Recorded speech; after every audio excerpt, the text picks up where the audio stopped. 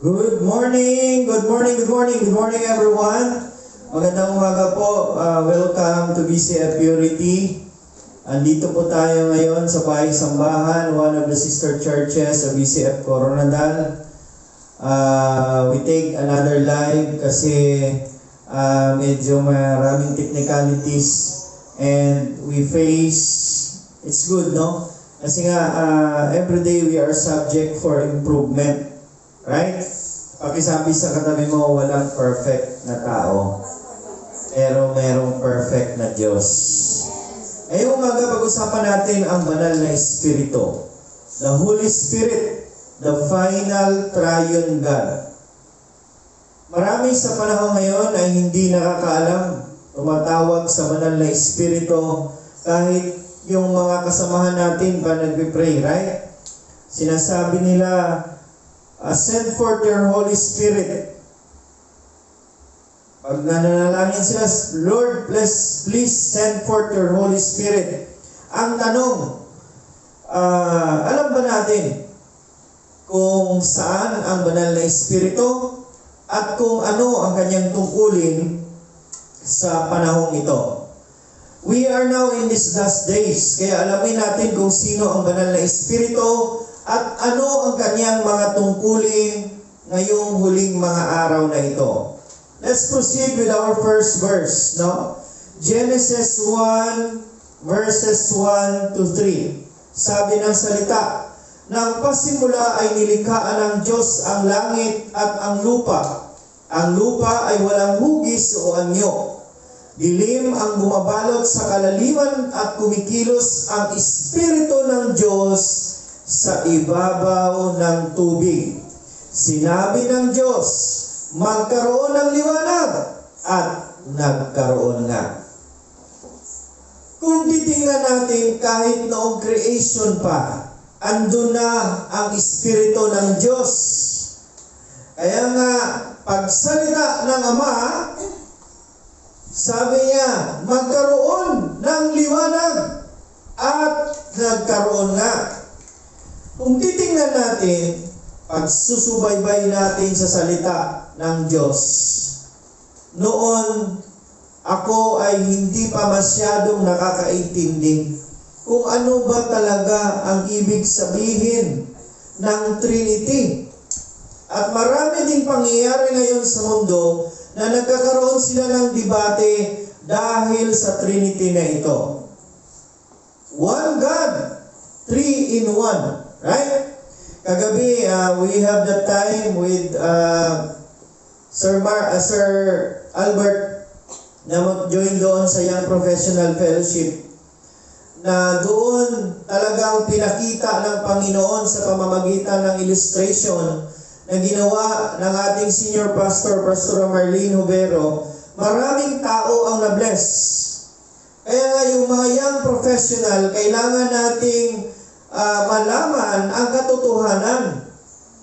Dahil wala na tayong iba pang dapat ipaglaban ngayong huling araw na ito, kundi ang katotohanan. Dahil sabi nga ng salita, ang katotohanan ang siyang magpapalaya sa atin. Noong una, takot akong mamatay. Dahil alam ko, dahil ang pagkakaakala ko, buong akala ko, na hanggang dito lang ang buhay sa lupa.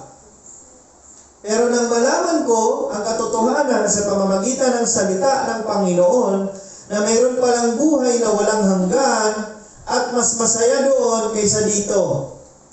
Doon, sabi ni Pastora, walang utang. Walang problema. Yung kakainin mo, hindi marami. Ang revelation sa akin kagabi, hindi tayo dapat mag-focus doon sa pagkain. Doon tayo mag-focus sa rason bakit mayroong pagkain. Doon sa selebrasyon. Now ngayon, ang Diyos Ama ang siyang lumikha ng lahat. At sa kanyang paglikha, kasama ang banal na Espiritu.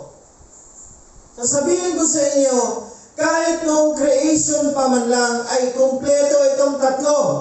Diyos Ama, Diyos Anak at Banal na Espiritu. Bakit? I-explain ko po sa inyo. Ang Ama ang siyang nagsalita. At kung titingnan natin ang salita ng Diyos, ang Biblia, sinasabi doon na si Jesus ang salita. Nakukuha po ba natin? Ngayon, ang Ama ang nagsalita at kung si Jesus ang salita, ibig sabihin, andun si Jesus kasama.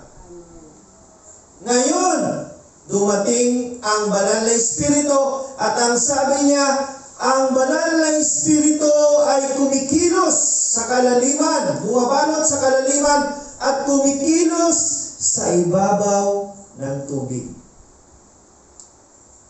Tatlo, andun during creation. Kaya hindi tayo dapat malilito. Explain ko po sa inyo. Ang Ama ang siyang lumikha dahil sa kasalanan, ipinadala si Jesus para tayo ay tubusin sa kasalanan. Kaya nga, for God so loved the world that He gave His only begotten Son para tayo ay palayain sa kasalanan, kunin sa impyerno. Hallelujah. Nakikita po ba natin yung picture? Bakit mayroong pinadala? Dahil mayroon siyang tutubusin. Wala na sanang tutubusin. Kaya lang, kailangang ipadala yung anak sa pamamagitan ni Jesus para tayo ay tubusin sa kasalanan.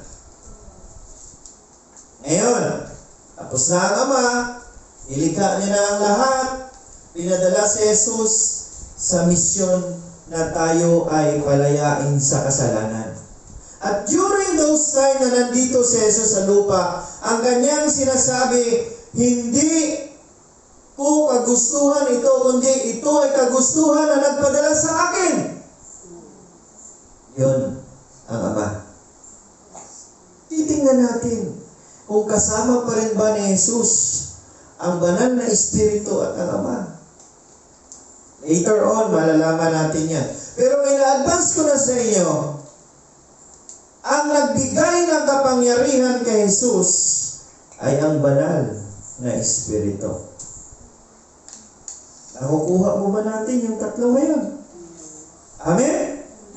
Kaya, sabi nga, andun yung Banal na Espiritu ng Diyos sa ibabaw ng tubig at nang sinabi ng Ama, magkaroon ng liwanag at nagkaroon nga.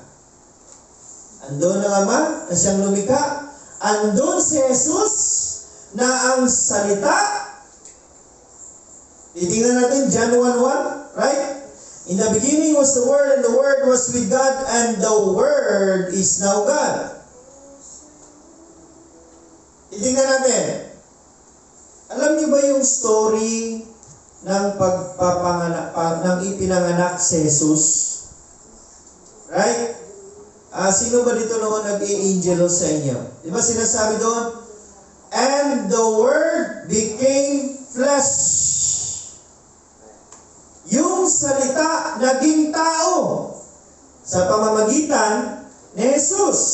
So ngayon, kung titingnan natin ang susunod na salita, sabi niya sa Romans 8:16, ang Banal na Espiritu at ang ating Espiritu ay parehong nagpapatunay na tayo'y mga anak ng Diyos.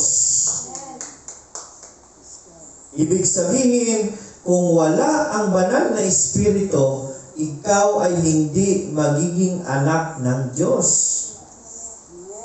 Ang pakikipag-isa natin sa pamamagitan ng ating Espiritu at sa Banal na Espiritu ang ebidensya na tayo ay mga anak ng Diyos. Ang taong walang Banal na Espiritu ay anak ni Janice. Pero ang taong mayroong Banal na Espiritu ay anak ng Diyos. Ang mga anak ng Diyos ay binibigyan ng kapangyarihan ng Banal na Espiritu. makita mo yung pagbabago sa isang tao. Oh, sumainyo ang Panginoon, sinasabi ng pare. At ang sagot naman natin lahat, sumainyo rin. Bakit kaya? Dahil pag andyan ang Panginoon sa buhay ng isang tao, paano ba titira ang Diyos sa'yo? Siyempre, kailangan mo siyang patirahin. Kaya nga, kailangan ng permission or ang iyong pahintulot. Kasi kahit gaano makapangyarihan ng Diyos, kung hindi mo siya pinapasok sa buhay mo, hindi magiging makapangyarihan ang buhay mo. Pero dahil sa banal na Espiritu na siyang andyan sa bawat taong naniniwala, nagiging makapangyarihan yung buhay mo. Later on, malalaman natin ang kapangyarihan ng Diyos na nandyan sa atin. Titingnan natin ang 1 Corinthians 12:13. Sabi niya, tayong lahat, Hudiyo man o hindi, alipin o malaya, ay nabautismuhan ng iisang Espiritu upang maging isang katawan. At ang iisang Espiritu rin ang tinanggap nating lahat. Ang pagkikiisa natin sa banal na Espiritu ang magpapabago sa atin. At kahit anong gawin mo, ginawa mo naman ng lahat, pero nahihirapan ka pa rin sa buhay mo. Dahil hindi ikaw ang magpapabago sa buhay mo, kundi ang Diyos sa pamamagitan ng banal na Espiritu. Palakpakan natin ang Panginoon. Ang banal na Espiritu ang mag-iisa sa atin. Notice niyo, bakit may prayer? Bakit may panalangin? Dahil dito tayo nagkakaisa sa Espiritu. Hallelujah. Malayo man si Albert, magkalayo man sila ni Jaja, magkalayo man tayong lahat, pero pag tayo ay naniniwala sa isang Diyos at nananalangin araw-araw, sigurado ako, tayo ay magkakaisa sa Espiritu. Palakpakan natin ang Panginoon. Hindi tayo magkakaroon ng pagkakaisa kung wala ang banal na Espiritu. Remember, nung andito si Jesus sa lupa, limitado ang banal na Espiritu sa buhay niya. Kaya nga, kahit anong gawin ng mga disciple, walang kapangyarihan na nangyayari. Kasi nga, kulang pa sila ng pananampalataya. Remember, andyan si Jesus. I-share ko sa inyo revelation here. Andyan si Jesus. Kasama. Ang sabi ng faith, kung titingnan natin, ang ibig sabihin daw ng faith or pananampalataya, naniniwala ka sa isang bagay na hindi mo nakikita. Pero alam mo na andyan. Nakikita ba natin yung purpose ng buhay ni Jesus? Kasama niya ang 12 disciples. Sakay sa bangka, punta doon, mag-lay hands. Ibinapakita ni Jesus sa kanila, sa mga disciples, kung paano pagalingin yung mga may sakit. Pinakita ang kapangyarihan sa pamamagitan ni Jesus. Nang umalis, nawala na si Jesus, ibig sabihin, siya ay na-resurrect na, hindi na natin siya nakikita. Hallelujah! Kaya nga, tayo ay tinatawag na maniwala saan? Kay Jesus. Anong mayroon kay Jesus? Ang kanyang mga ginawa. Ang kanyang kapangyarihan. Later on, malalaman natin, bakit kailangan nating maniwala na andyan ang Diyos. At ang sabi pa ni Jesus, kung ano man ang ginagawa ko ngayon, pwede nyo rin gawin. At mas sobra pa ang pwede nyong gawin sa ginagawa ko ngayon. Hallelujah? Titingnan natin, mahalaga sa isang pamilya, right? Ang nagkakaisa. Sapagkat kapag mayroong pagkakaisa, mayroong katagumpayan.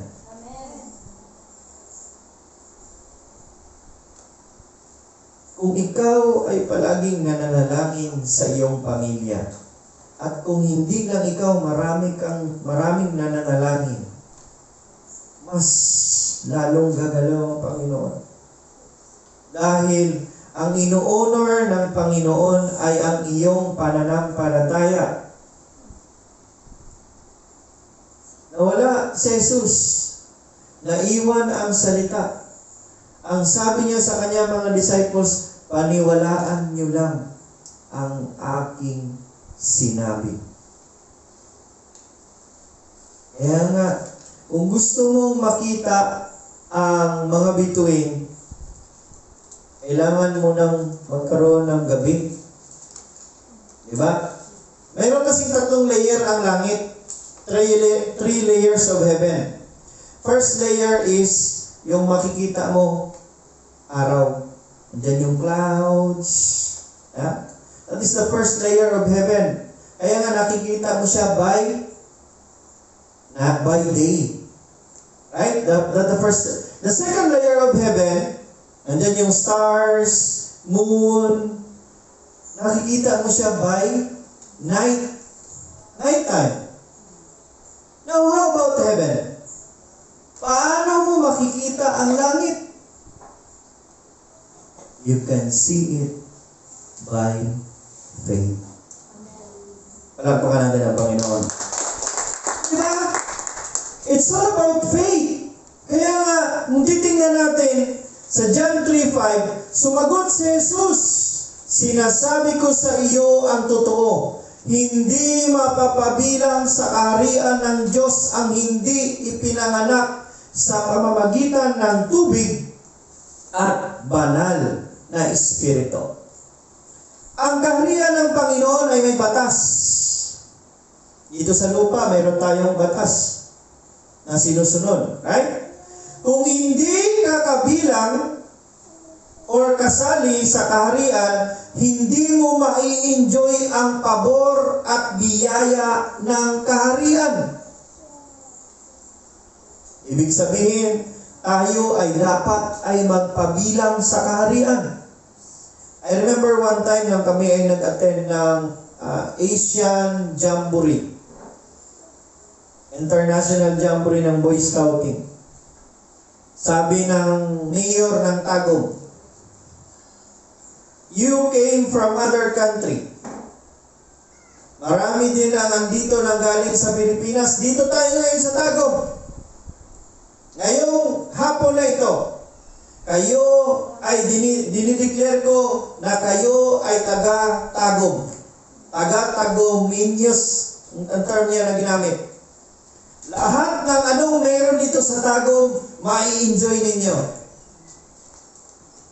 Ganon din sa Panginoon.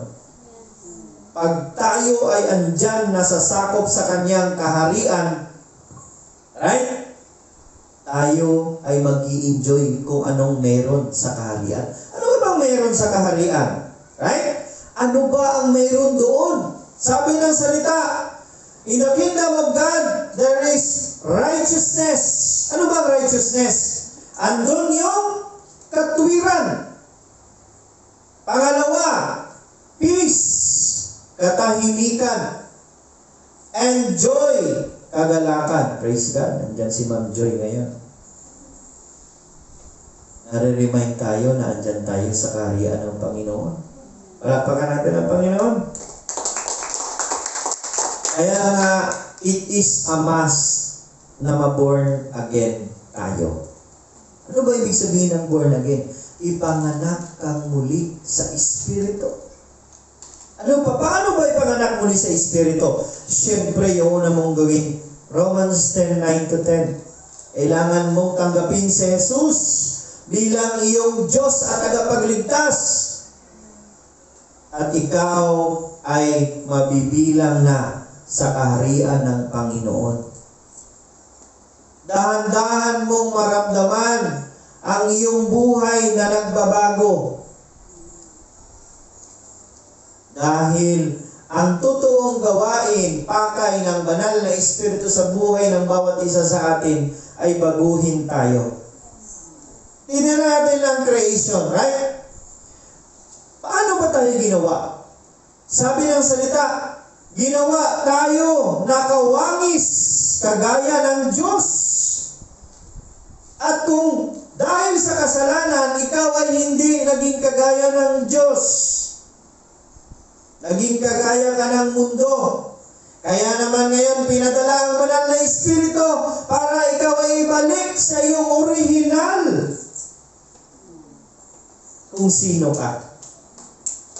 Ang tungkulin niya, ibabalik ka. Kaya nga, binabago ka para maging kagaya ng Diyos. Hallelujah! Na mayroon ba tayong nakukuha ngayon? Amen? Palakpakan natin ng Panginoon.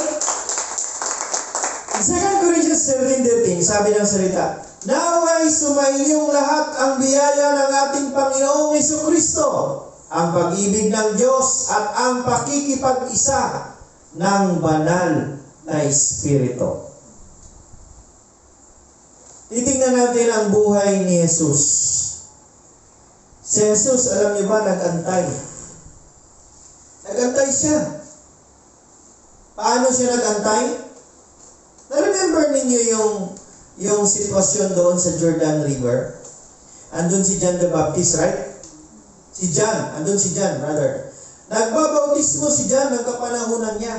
At si Jesus ay andun din. Pero kailangan, sabi ni Jesus, at nag-approach siya kay John. No? Itignan niyo yung story para malaman natin. Sumagot si John sa kanya, hindi dapat ako ang magbautismo sa iyo. Ikaw dapat yung magbautismo sa akin para praising lang. Pero anong sabi ni Jesus? Kailangan mangyari ang propesya. Kailangan mong gawin. Bakit? Dahil alam ni Jesus, andun yung kapangyarihan. Palakpakan natin ang Panginoon. Ngayon, nang binautismuhan na si Jesus sa pamamagitan ni John, ang langit ay bumukas at mayroong puting ilaw, no? At mayroong malakalapating ilaw na bumaba. At doon nagsimula ang makapangyarihang buhay ng ating Panginoong Jesus. Ano ba ibig sabihin nito? Kung totoong andyan yung banal na Espiritu sa buhay mo, hindi mo na kailangan pang bumuhay ng patay. Hindi mo na kailangan pang mabulag at makakita. Ang ebidensya na talagang totoong andyan ang Diyos sa buhay ng tao ay pagbabago. Wala na tayong dapat pang paghahaba-habang usapan. Pag andyan yung banal na Espiritu, ang una niyang gagawin sa buhay mo, babaguhin ka niya. Bakit kanya babaguhin? Dahil gusto niyang bibigyan ka ng kapangyarihan. Babaguhin ka niya dahil gagamitin ka niya. Amen? Kaya nga, kailangan nating tumubo. Ang tanim, pag hindi mature, hindi tumutubo, hindi mamumunga. Kaya nga, dinidiligan, inaalagaan. Pakisabi sa katabi mo, kagaya din ang buhay mo. Kailangan nating diligan yung ating buhay spiritual. Kailangan natin ang salita araw-araw. Kailangan natin tumawag sa Panginoon. Kailangan natin gawin kung ano yung sinasabi niya sa kanyang salita. Amen? Hallelujah! So bago pa gumawa si Jesus ng ministeryo, or bago siya nagminister, Inantay niya ang banal na Espiritu pagkatapos ng kanyang bautismo sa tubig. Hallelujah. Kapag ikaw ay nagipagniig sa banal na Espiritu, ikaw ay bibigyan ng kapangyarihan ng Diyos. Kagaya rin ni Jesus. Hallelujah. Kaya nga, every time we pray, Our Father in Heaven, tumatawag tayo sa Ama. In the name of Jesus, sa pamamagitan ng kanyang bugtong na anak na si Jesus.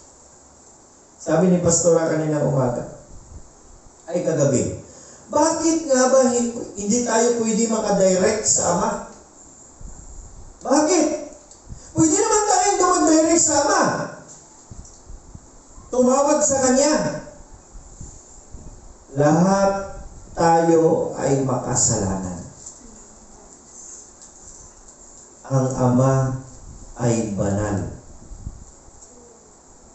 Hindi pwedeng tumawag ang makasalanan sa banal.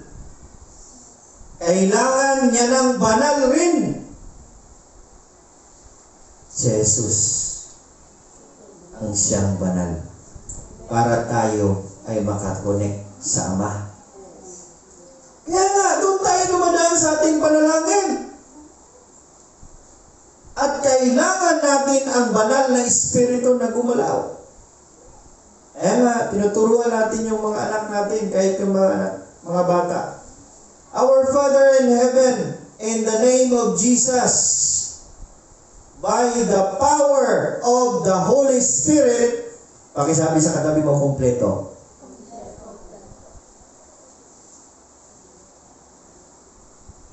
Prayer is a very important equipment sa ating lahat. Kaya nga, nalalaman natin yung katotohanan. Pagpatuloy natin, kapag ikaw, sabi ko, kapag ikaw ay andyan yung banal na Espiritu sa iyo, maging kagaya ka rin ni Jesus. Nakikita mo, nagbabago yung buhay mo. Naniniwala ba kayo na si Jesus ay nag-prepare? Of course. Kasi bago siya nag-minister, maraming pangyayari sa buhay niya, hindi naman naka-detail talaga. Pero yun ang kanyang preparasyon.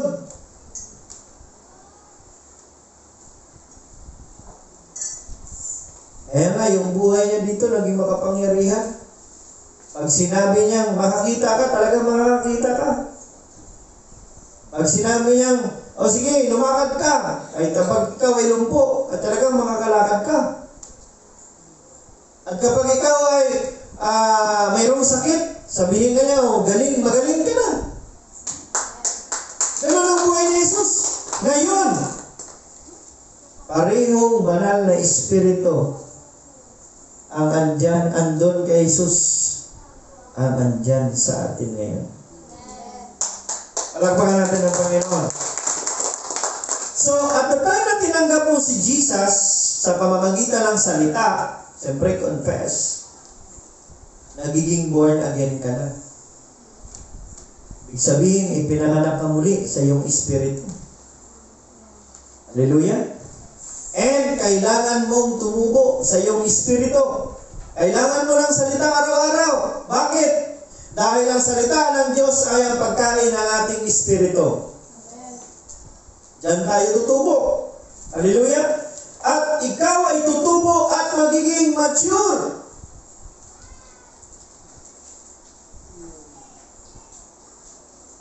Hindi binibigay ang kapangyarihan sa hindi mature. Sa mga mature lamang binibigay. Kaya nga, ang kapangyarihan ay ibinibigay lamang sa mga mature. Kailangan natin tumubo. Hallelujah? In John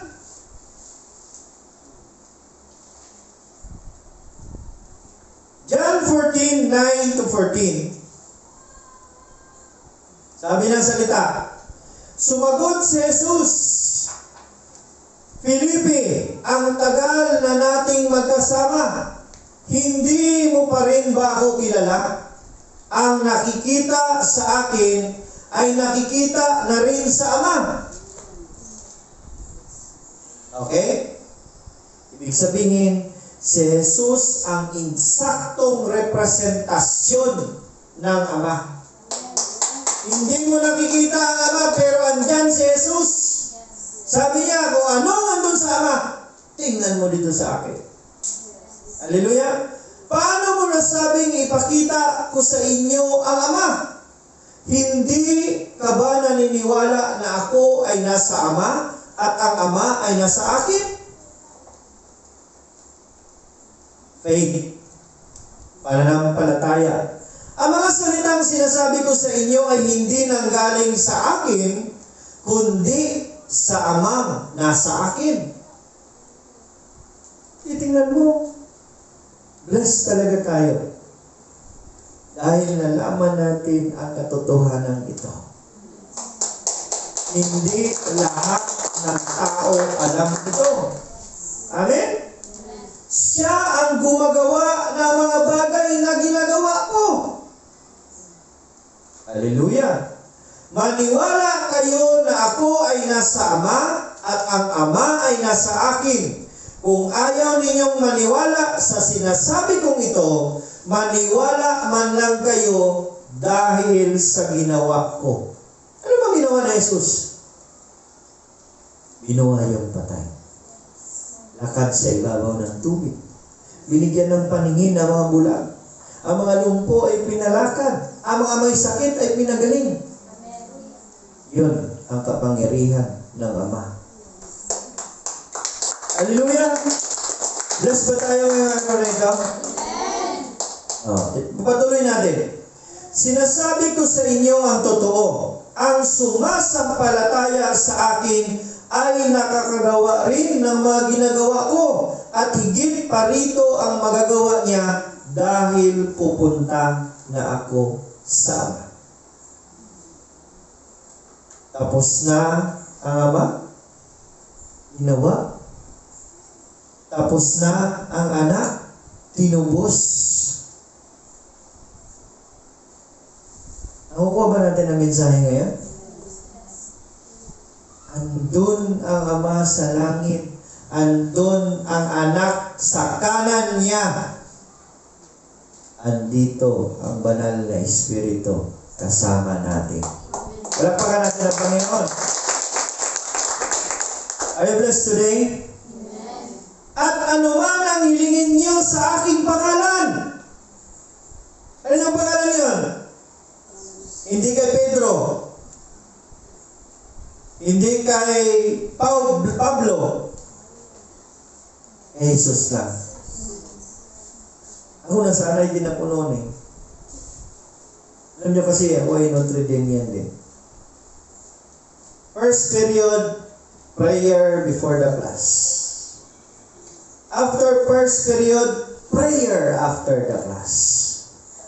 Second period, prayer again. Alam niyo ba ang huli sa prayer na yan? Kasi ang section ko ng first year high school, John, Saint John. At alam niyo ba ang sagot ng karamihan? Pray for us. Okay? Second year high school, section ko, Lorenzo Ruiz. Alam niyo kasi maraming santo eh. Pero na-board na ginako, hindi na pala kailangan na as long nandyan yung banal na Espiritu sa iyo at buhay ka sa harap ng Panginoon, ikaw ay santo. Amen? So, St. Lorenzo Ruiz, pray for us. Right? Alam ko pa yung mga section ko eh. Third year high school. Okay? St. Paul. Ano yan eh? St. Paul again, pray for us. Fourth year high school, St. Matthew. Oh. St. Matthew, pray for us again. At after I got born again, naliwanagan ako na wala na pala akong ibang daanan pag ako ay manalangin. At ngayon siya rin ang nananalangin sa akin. Si Jesus lang. Palakpakan natin ang Panginoon. Kaya kailangan natin dumaan sa Kanya. Dahil malakas siya sa Ama. Dito nga sa mundo, pag ikaw ay walang backer, mahirapan ka makapasok sa trabaho. Right? Kung gusto mong sagutin ng Panginoon, ng Ama, ang iyong panalangin, dumaan ka sa Jesus. Alam niyo ba, si Jesus na ang pinaka-obedient sa lahat ng tao. Dahil sinunod niya talaga ang sinabi ng Ama. Alam niyo ba ang katumbas nun? Dahil mabait ka. Ano man ang hilingin mo, ibibigay ko. Did you get the point? Bakit tayo kay Jesus? Bakit hindi tayo kay Maria? Bakit hindi tayo kay Pablo? Bakit hindi tayo kay Mateo? Kay Jesus lang. Dahil siya lang ang daan. Siya lang ang katotohanan. Siya lang ang buhay. Napakaganda ng Panginoon. Kaya nga, ano man ang hilingin niyo sa pamamagitan ko, binibigyan ka niya ng assurance. Oh, si Albert nung pumunta ng sabi ko, sabihin niyo lang na kakilala tayo. See the power of the name? Bakit makapangyarihan? Dahil siya ay nag-establish ng kanyang integridad. At hindi lang integridad ang kanyang in-establish, pinatutuo niya ito sa lahat. Hallelujah. Doon tayo tumatawag sa Kanya. Alam niyo ba, kahit tapos na si Jesus sa cross, andun siya sa right hand, anong ginagawa niya doon? Nananalangin sa iyo. Na sana huwag kang makalimot manalangin sa Kanya. Apay ngay. Yun ang talagang ginagawa ni Jesus. Dahil ayaw niya mawalay tayo sa Kanya. Dahil ayaw niyang masayang ang Kanyang produkto. Na kung sana save ka na, bakit bumalik ka pa? Para kang Sodom and Gomorrah. Alam niyo ba sa Sodom and Gomorrah? Lahat ng lumingon nagiging asin. Bakit ka pa lumingon? Sabi nga ng isang kasama namin noon sa church, no? Brad, pag tumingin ka sa babaeng maputi, huwag ka nang bumaling ulit. Kasi kasalanan na yun, Brad. Ano ba ang ibig mo sabihin? Pag ganyan ko, hindi na ako gaganyan. Hindi ganyan na lang ako. Mahirap bumalik sa kasalanan. Pero ang sabi ng Panginoon, ang aking pagpapatawad sa iyo ay walang kondisyon. Hallelujah! Kaya nga, yung mga young people kagabi, young professional pala, they are blessed because they know the truth that God is not a God of religion. God is not a God of condemnation. But He is a God of relationship. He is a God of forgiveness. Sabi ni Pastora, alam niyo ba yung testimony ni Pastora kagabi? Hopefully, nanonood kayo. After niya ma-realize na ang buhay dito sa mundo is just a click lang ng gano'n. Kasi nga, nabumbahan sila, di ba, sa search. Ang totoo palang kailangan niya ang Diyos. At mayroon talagang panahong magbago ang tao. Amen? Oo, sabi niya, gagawin ko ang anumang hilingin ninyo sa aking pangalan. Jesus lamang. In John 14, 15 to 20, babasahin ko po. Kung mahal niyo ako, susundin niyo ang aking mga utos. Ibig sabihin, doon pala natin na ipapakita sa Panginoon kung mahal natin siya. Sinusunod natin ang utos niya. Mga kabataan, pag-asa ng bayan, Gusto niyong ipakita yung pagmamahal niyo sa inyong mga magulang? Sundin niyo ang utos ng inyong mga magulang. Huwag niyong sundin ang utos niyo. Ang tawag yan, sarkom. Ano ni Albert yan eh? Sariling kuman. Kaya sabi ng Panginoon, kung susundin mo ang aking mga utos, sabi niya, at hihilingin ko sa Ama na bigyan niya kayo ng isang tagatulong na sumasa inyo magpakailanman. Hallelujah! Alam niyo ba yung pangako ni Jesus? Actually, to tell you frankly, the promise, ang promesa, hindi si Jesus. Si Jesus ang propesya. Pero ang promesa, ang banal na Espiritu. Ano ang sabi niya? Aalis ako. Aalis ako ha. Pero paniwalaan ninyo, babalik ako. Hindi nyo na ako makikita. Pero andyan ako. Paniwalaan nyo lang. Dahil ipapadala sa inyo ang inyong tagatulong. Sabi niya, di ba? Oh.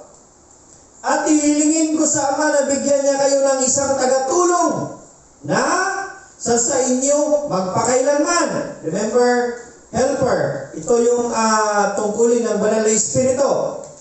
Siya ang banal na Espiritu na tagapagturo ng katotohanan. Ililid niya kayo sa katotohanan. Hindi siya matanggap ng mga taong makamundo dahil hindi siya nakikita o nakikilala ng mga ito. Minsan sabihin niya, para tayong mga buang nito. Kung i-apply natin yung city palabras dyan, di ba? Always natin sinasabi yan, Father, forgive them, for they did not know. They don't know what they are doing. At Tagalog, patawarin mo sila, Ama, kasi hindi nila alam ang kanilang ginagawa. Alam niyo ba, ang mga tao pinapatawad yung mga walang alam. Pero yung mga merong alam niyo ba ang nangyayari? Binibigyan ng kapangyarihan ng Panginoon. Palakpakan natin ang Panginoon. Bless tayo dahil may alam tayo. Sa pulis, sa army, ang pinakamalaking pondo na pinupunduhan ay ang intelligence fund. Dahil mahalaga ang impormasyon. Maraming namatay noon sa Camp Abu Bakar. Dahil kulang ang kanilang impormasyon na mayroon palang mga tunnel ang mga rebelde doon. Maraming opisyal ang namatay. Ganun kahalaga ang impormasyon. Ang sabi ng DRRM, ligtas ang may alam. Amen? May kapangyarihan ang may alam. Palakpakan natin ang Panginoon. Hallelujah! Hindi ko kayo iiwanan na walang kasama. Babalik ako sa inyo, kaunting panahon na lang at hindi na ako makikita ng mga tao sa mundo. Remember? Huwag nating gawing mali. To tell you frankly, before I took the examination for teacher, pumunta ako sa puntod ng tatay ko. Ayan si Mrs. ko, witness yan eh. Nung pumunta ako doon, nagsindi ako ng kandila. Alam niyo ba ang sabi ko? Tulungan mo ako sa exam ko. Kung paano tayo binulag noon. At kung paano tayo ngayon binuksan ang ating mga mata sa katotohanan. You see, nagkakaroon ng direksyon ang buhay ng tao pag andyan siya sa katotohanan. Palakpakan natin ang Panginoon. Nung ikalawang punta ko sa punto, dinala ko si Mrs. ko. Girlfriend ko pa siya noon. Alam niyo ba ang ginawa niyo? Pinakilala ko pa siya doon sa punto. Diba, nakakasmile tayo, natatawa tayo. Yan po ang kapangyarihan ng katotohanan. Palakpakan natin ang Panginoon. Sabi ko nga, Pang, si Sally. Nagdadalawang isip ako, paano ko sabihin, Sally, si Papang, di ko naman siya nakikita. You see, pag tayo ay binuksan yung ating mga mata sa katotohanan, magkakaroon talaga ng direksyon yung buhay mo. Hallelujah. Are you blessed today? And after resurrection of Jesus, sabi niya, papadala ko, bibigyan mo kayo ng papadalan kita. Oh? Kaya nga, ang tungkulin ng banal na Espiritu, siya ang ating guro. Nagtuturo sa atin. Siya ang nagbibigay sa atin ng direksyon. Kung gusto niyo ng, sabi ni Pastora kagabi, kasi merong nagpa-pray na mga mag-i-exam sa let. Huwag kayong, Lord, tulungan mo po ako ng wisdom. Huwag kayong humingi sa Panginoon, hindi kayo nag-study.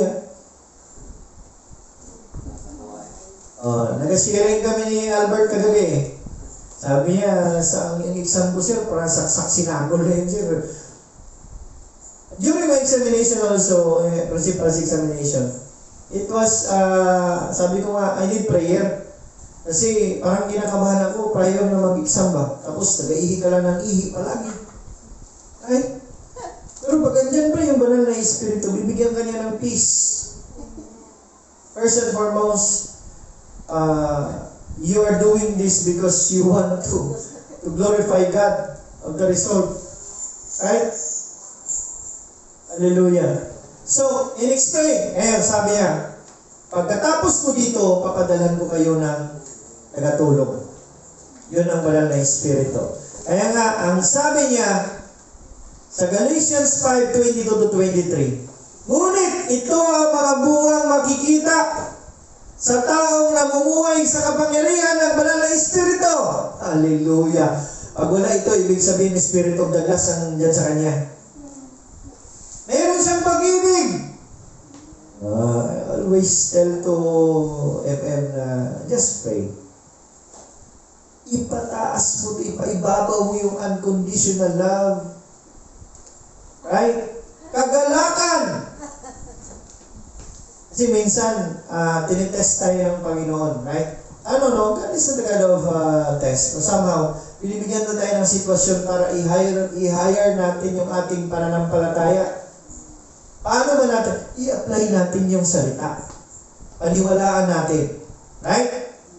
Pag-ibig, kagalakan, kapayapaan, pagtitiis, kabutihan, kagandahang loob, katapatan, kahinahunan, at pagpipigil sa sarili.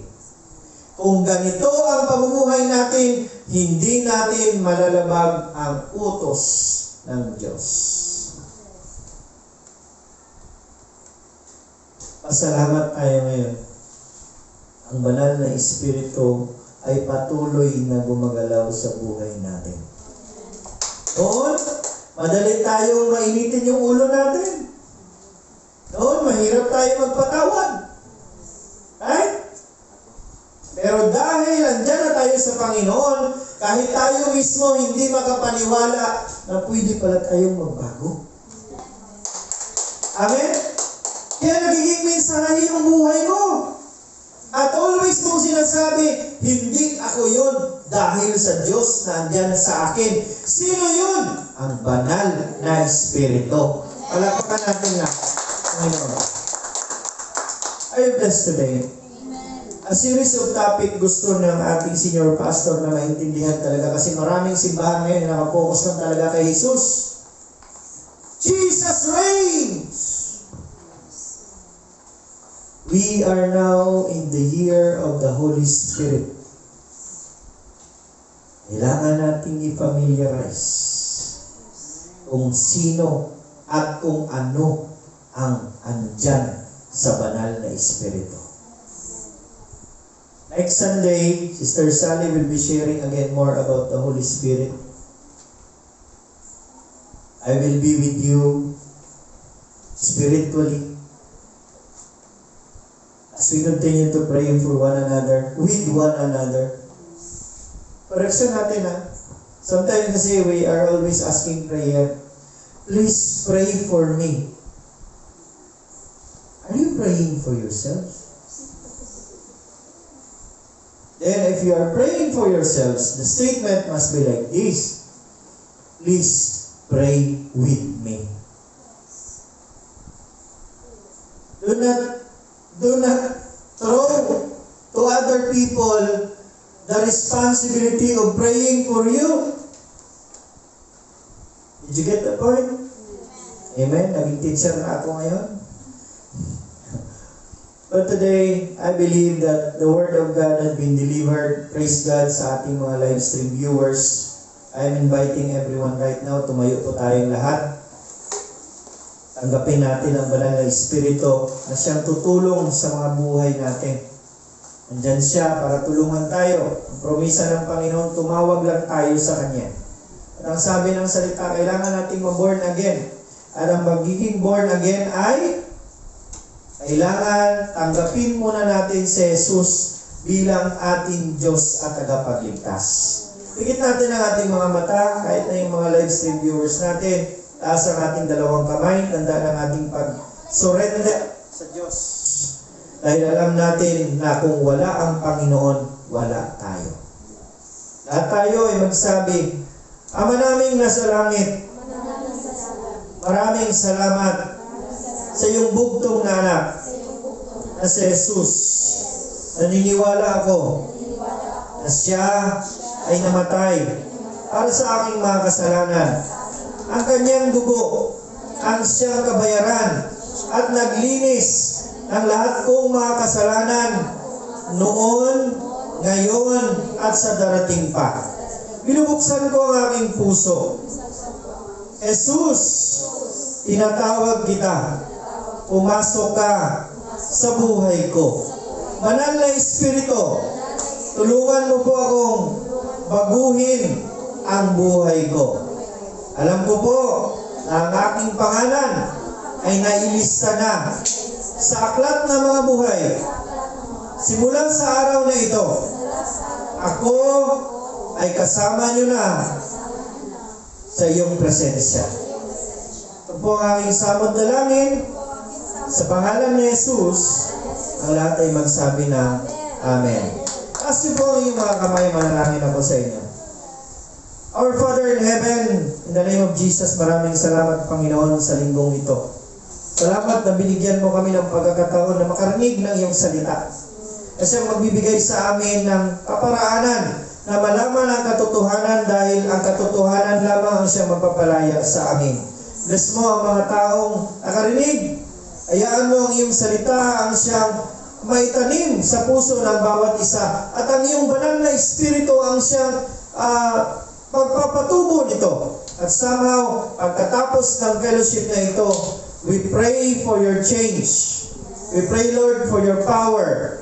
Na lahat ng mga taong naniniwala at tumanggap sa iyo, may experience ang kapangyarihan ng banal na Espiritu. Salamat, Panginoon. Binabalik namin ang papurit pasasalamat sa pangalan ni Jesus. Amen. Maraming salamat. Hanggang sa muli po sa BCF Purity next Sunday. God bless everyone.